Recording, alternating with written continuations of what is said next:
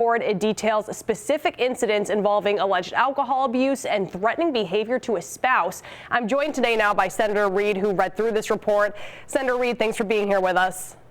Thank you very much. So what did you see in this report that you would say is the most troubling?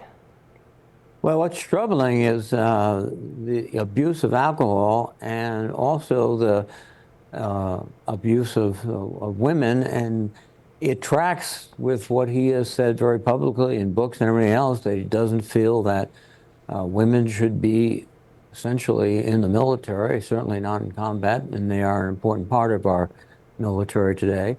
But it just points to a lack of the character that's necessary to lead the military.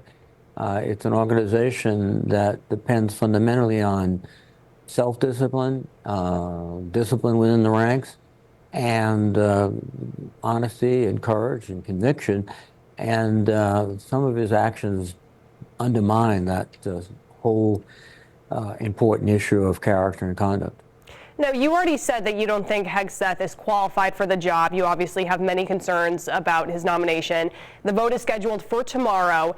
Is this report enough to sway others who don't agree with you on this and think that he should be confirmed? Well, it's the right of every senator, in fact, the obligation of every senator, to make a judgment about a nominee. We have a constitutional obligation to advise and consent on all these nominees. But what we've tried to look at as the facts, his behavior, his statements, and also frankly, the environment that he's coming into. Just yesterday, President Trump fired the Commandant of the Coast Guard, Admiral Fagan, a woman, and I think most people, particularly in the Coast Guard, believe it wasn't about her capabilities. It was about politics and gender. And Hegseth seems to fit right in that pattern. He'll be a willing acolyte to Trump and really undermine what has been one of the keys of our military for generations.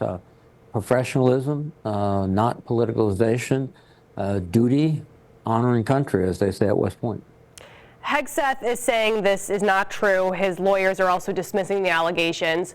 What do you say to that? Well, he continually said this was all anonymous, smear campaign, etc.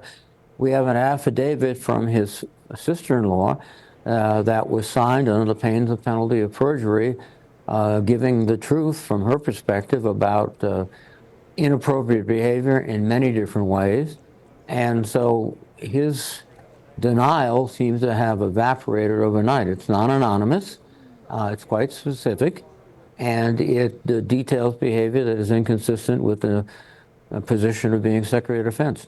All right, Senator Reed, thanks for joining us today and helping us kind of break down all of these issues. We appreciate it.